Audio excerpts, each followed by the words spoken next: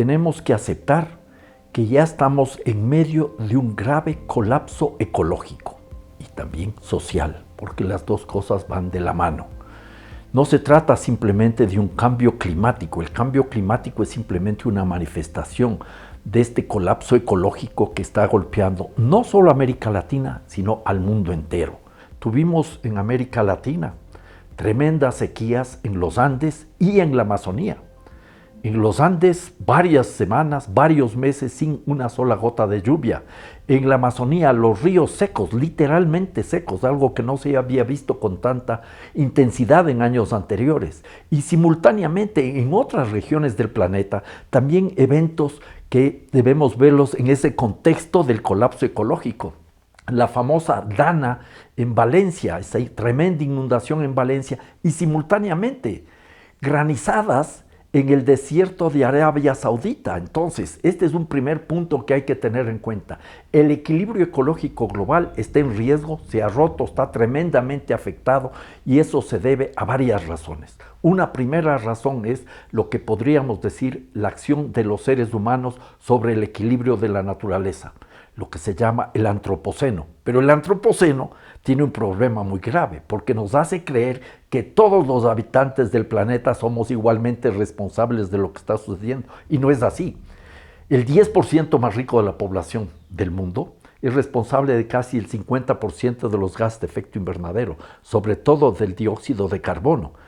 El 50% de la población del planeta, los pobres, apenas afectan en un 10% todo ese desequilibrio provocado por la emisión de gases de efecto invernadero. Entonces habría que tener como un primer elemento fundamental no simplemente el antropoceno, sino el capitaloceno. La civilización del capital que vive de sofocar la vida tanto de la naturaleza como de seres humanos. Luego vemos ya en el caso de nuestra América que lo que estamos cosechando es el resultado de la ampliación permanente de las fronteras extractivistas. Todo lo que son esos incendios tremendos en las regiones particularmente del Brasil, de Bolivia, de Paraguay, que están destrozando las selvas amazónicas. Avanza lo que se conoce como la frontera del fuego, cada vez más, y eso está desequilibrando a toda la Amazonía.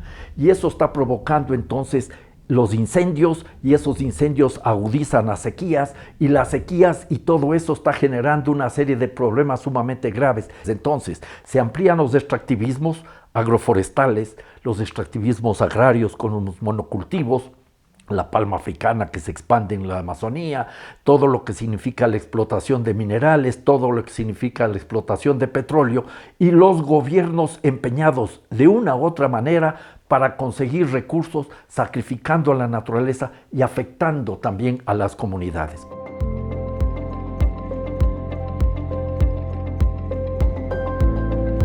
Nos encontramos en una situación preocupante, porque a largo plazo, si seguimos por esta vía, los problemas ecológicos y los problemas sociales van a estar cada vez más agudos, van a ser cada vez más agudos y más complejos. Sin embargo, lo interesante también es que cada vez hay más conciencia en amplios segmentos de la población y la gente resiste.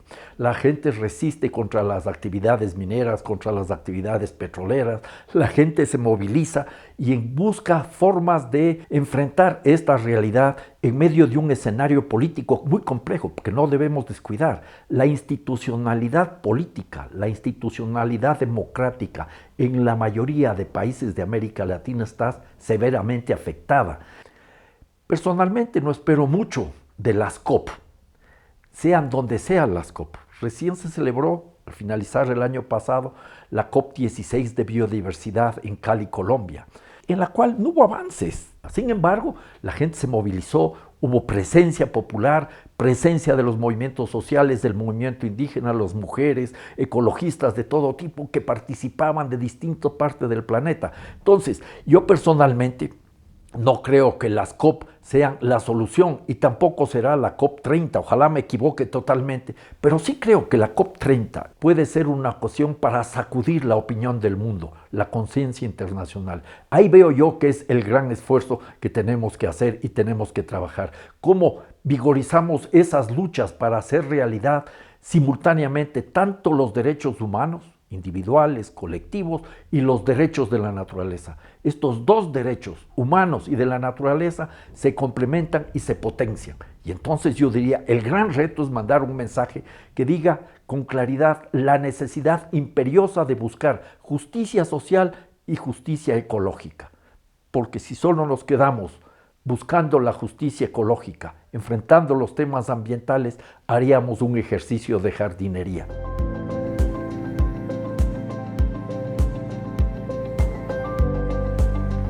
En el mundo se ha posicionado una suerte de consenso que es aceptado internacionalmente, el consenso de la descarbonización, para usar los términos que emplean Breno Bringel y María Estela Svampa, el consenso de la descarbonización. Y parece que a nivel global, salvo algunos grupos negacionistas, que los hay de distinto cuño, el mundo sabe, o la sociedad global sabe, que no podemos seguir quemando los combustibles fósiles como hasta ahora si no queremos provocar una mayor catástrofe ambiental y por supuesto social, si no queremos agudizar este colapso ecológico en el que ya vivimos, ¿ya? Pero el problema es que la propuesta que surge para la transición energética desde el norte lo que busca es, en principio, en el discurso, sustituir los combustibles fósiles, carbón, petróleo y gas, por otras fuentes de energía. Energía solar, energía eólica, mareomotriz, geotermia y cualquier otra fuente de energía, ¿ya? Ese es el discurso que suena muy interesante. Y en la práctica, lo que estamos viendo es que lo que se quiere hacer desde esa transición energética corporativa es abrir la puerta a un neocolonialismo verde, con el discurso de que hay que enfrentar los problemas climáticos, el colapso ecológico. Lo que se está haciendo es ampliar los extractivismos en el sur global, América Latina. Y entonces ahí aparece con fuerza la búsqueda, por ejemplo, de litio, de tierras raras, de cobre, incluso de madera de balsa para los rotores de energía eólica, ya que se los construye, tienen un alma de madera de balsa y de resinas. Entonces lo que se está haciendo es reproducir la lógica de sumisión de los países del sur global. Lo grave de todo esto es lo siguiente, que más allá del discurso, en la práctica, lo que estamos viendo es que no hay esa sustitución de recursos energéticos desechando los combustibles fósiles, sino que a más de consumir combustibles fósiles, petróleo, carbón y gas, se están consumiendo los otros combustibles, y eso a la postre lo que va a hacer es simplemente agudizar los problemas. En América Latina, lamentablemente, salvo diría yo el gobierno de Colombia, que tiene y da algunas señales en dirección contraria, la mayoría de gobiernos han aceptado sumisos esa posición que venimos manteniendo ya desde hace casi 200 años como países que suministramos materias primas a las economías centrales, las periferias al servicio de los centros, y eso es algo que no va a resolver los problemas. Por eso yo veo con enorme preocupación este discurso de la economía verde, el capitalismo verde, la transición energética corporativa. Frente a esto tenemos que desarrollar otras acciones, otras propuestas que permitan enfrentar estas narrativas que están ocasionando simplemente una profundización de nuestra situación de dependencia.